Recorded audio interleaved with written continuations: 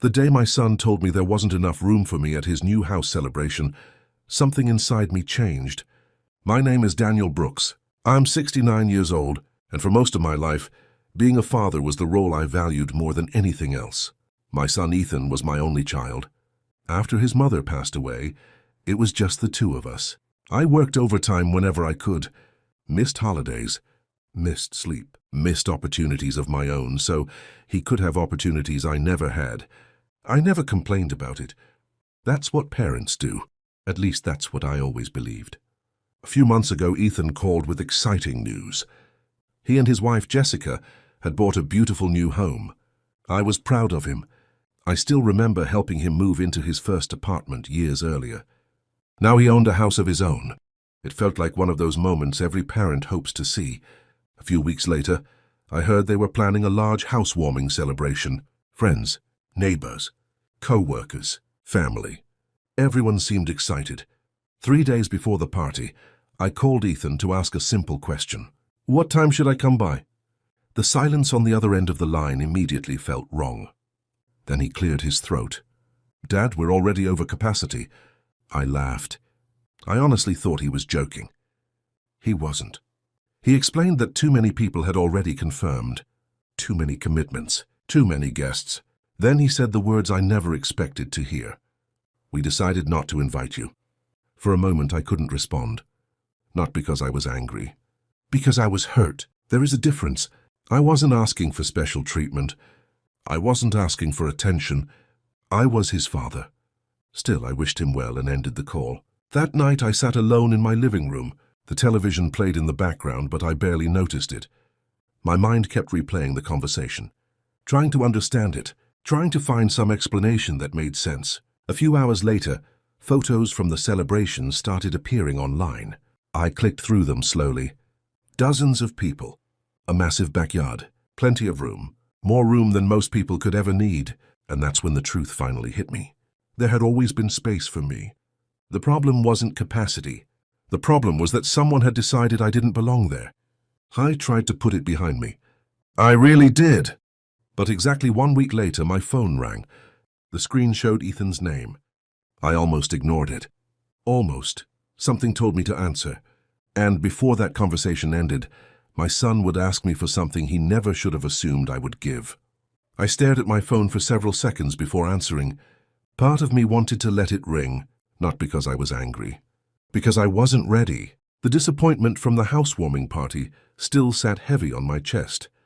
But he was my son. So I answered, Ethan. His voice sounded unusually cheerful, almost too cheerful. Like nothing had happened.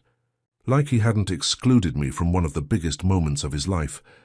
For the first few minutes he made small talk. He asked about my health, talked about the weather, asked how my garden was doing. The conversation felt strange, forced, like he was carefully walking around something. Then he finally got to the reason he had called. Dad, I need your signature. Just like that. No apology. No explanation. No acknowledgement of what had happened. Only a request. Actually, it sounded more like an expectation. I asked him what he meant. He explained that the bank needed additional documentation connected to the mortgage. Apparently, there had been a last-minute issue with financing. The lender wanted extra security before final approval. As he spoke, I noticed something. He wasn't asking if I would help. He was explaining how I would help, as if the decision had already been made. As if my role was automatic, I sat quietly and listened. Then I thought about the party, the empty invitation, the photos, the strangers standing in the place where his father should have been. And 6 words came to mind. 6 simple words. Ask the people who replaced me. The silence that followed was immediate. For the first time during the call, Ethan didn't have an answer. Then I quietly ended the conversation. Afterward, I sat in my chair staring out the window. I didn't feel victorious. I felt sad, because parents never stop caring, even when they're hurt. 3 days passed without a single call. Then my sister Linda showed up at my house. The moment she walked through the door, I knew something was wrong.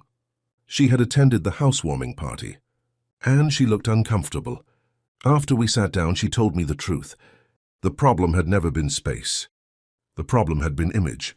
According to Linda, Jessica had become obsessed with appearances. She wanted everything to look perfect. The perfect neighborhood, the perfect furniture, the perfect social circle. And apparently I didn't fit into that picture. Linda hesitated before continuing. Then she said something that hit even harder. Jessica was worried some of her friends would judge you. Judge me. At 69 years old, after everything life had taught me, I wish I could say that made me angry. Honestly, it mostly made me sad. But Linda wasn't finished, because the real surprise came next. The beautiful house everyone admired wasn't nearly as secure as it looked. According to conversations she overheard, Ethan and Jessica had stretched themselves to the absolute limit to buy it. Luxury furniture was financed. Renovations were financed. Appliances were financed. Even some of the landscaping had been financed.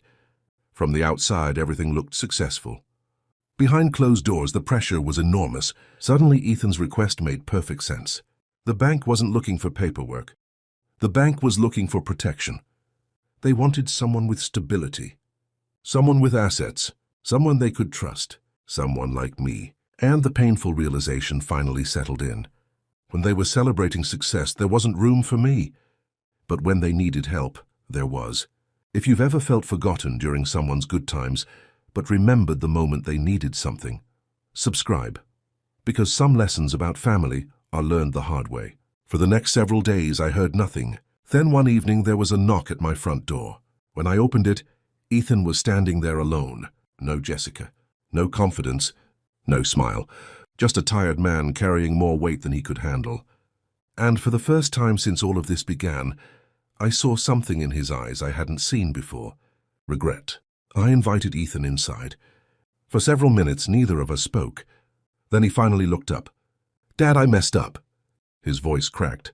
For the first time since all of this began, I wasn't hearing excuses. I was hearing regret. He admitted that he had let other people's opinions influence his decisions. He wanted acceptance, wanted success, wanted the image of a perfect life. And somewhere along the way, he forgot the people who helped him build it, including me. Then he told me the truth. The housewarming decision had started with Jessica. She worried constantly about appearances. Who fit in? Who didn't? And when it came time to build the guest list, she decided I didn't match the image she wanted her friends to see. I listened quietly. Then I asked him one question. If the bank wasn't involved, would you be here today? The silence lasted several seconds. Finally, he lowered his head. Probably not. The answer hurt. But it was honest. And honesty was the first step toward fixing what had been broken. Over the next few months, Ethan made changes. Real changes.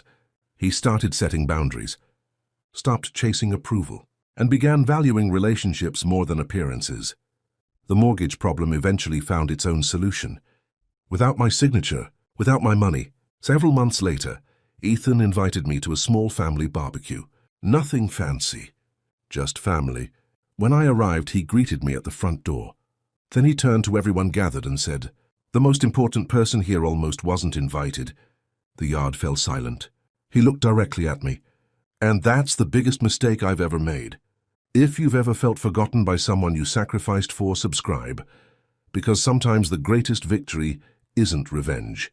It's being appreciated before it's too late." For the first time in a long while, I felt something I hadn't felt since his mother died. Proud. Not because my son was successful. Because he finally remembered what truly mattered.